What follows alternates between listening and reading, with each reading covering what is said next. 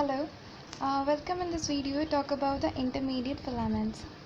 As solid unbranched filaments with diameter of 10 to 12 nanometer, these are intermediate filaments, so which are only present in animal cell.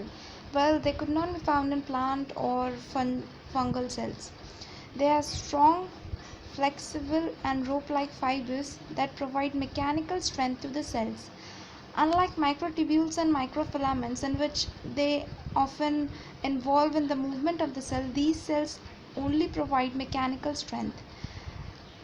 Like in physical stress including in neurons, muscle cells, epithelial cells, so different kind of intermediate filaments are present in different kind of cells to provide mechanical strength to them, right? So these are heterogeneous, chemically heterogeneous, and these are made up of polypeptide subunits, that is they're made up of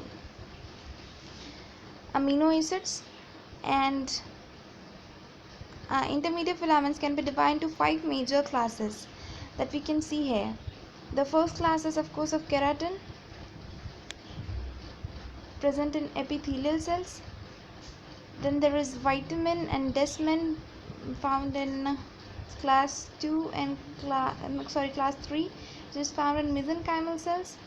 Then there is neurofilament proteins, NFL, NFM and NFH, which is of the fourth type and are found in the neurons and central and periphery nerves. Then there is lamin proteins, lamin A, lamin B and lamin C, which is the fifth type of intermediate filaments, found in the epithelial cells in all nuclear envelopes, right? So because they are very strengthened and they are very stable, there's very hard to solubilize, right? Let's go to the next slide. So we can see that intermediate filament assembly and disassembly. So this is a monomer of a polypeptide with the N terminal and the C terminus.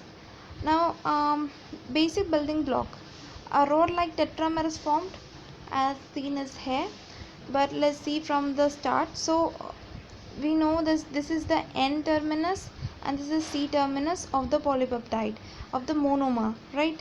So two such monomers align themselves with their N terminus together and C terminus together. As you can see, both the monomer have their C terminus on this side and both the monomers have their N terminus on this side. So a dimer is formed which is polar, because this is N and this is C. So a dimer is formed which is polar in nature. Then two such dimers arrange themselves in anti-parallel direction, that is, one dimer has N terminus on this side while one have C terminus on this side. Exactly on the opposite side it has the N and C. So they arrange themselves, two dimers arrange themselves in the anti-parallel direction and the polarity is lost. Now they become non-polar, right? Now they become non-polar. Now this is called a tetramer because two dimers have come together to form a tetramer. Now 8 such tetramers, as you can see here, 8 such tetramers associate with one another side by side arrangement to form a filament that is of 60 nanometer, right? This is 8 tetramer and they together form this non-polar intermediate filament.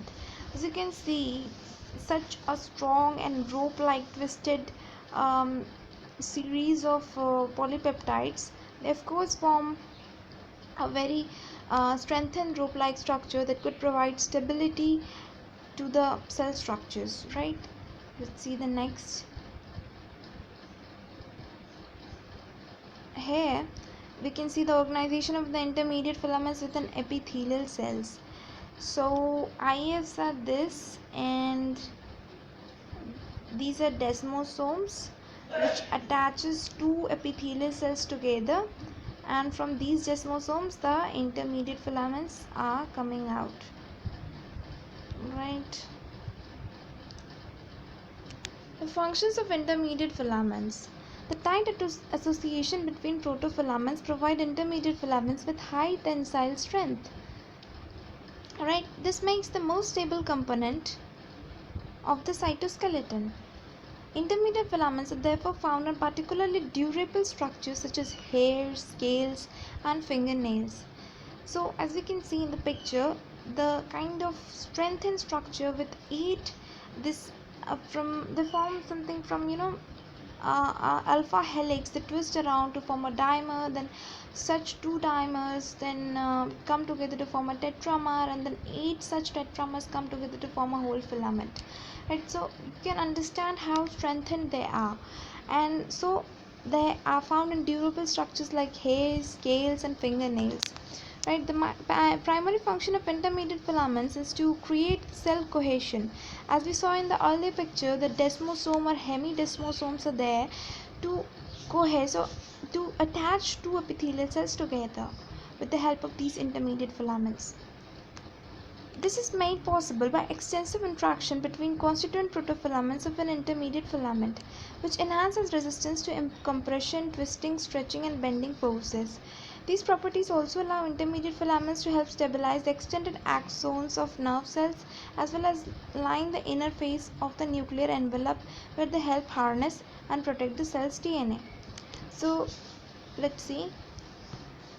There are 5 types of intermediate filaments based on their protein classes, structure, and functions.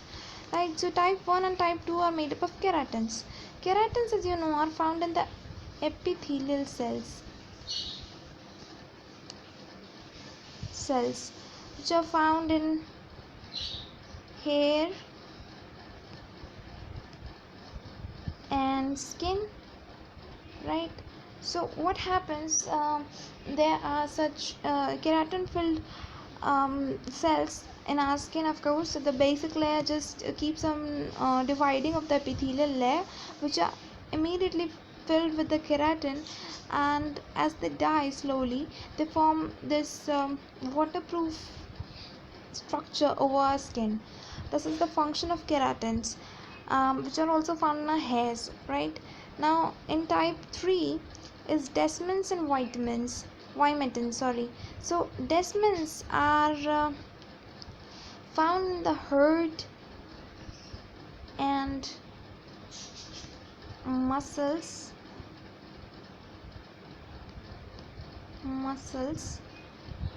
They are found in the heart and muscles, and which have the function of connecting cells like your microfibrils, etc.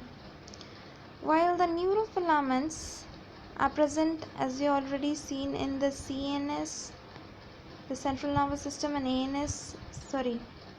peripheral nervous system, PNS. So they are found there in all the neurons present in the axons and dendrites, providing them the mechanical strength needed.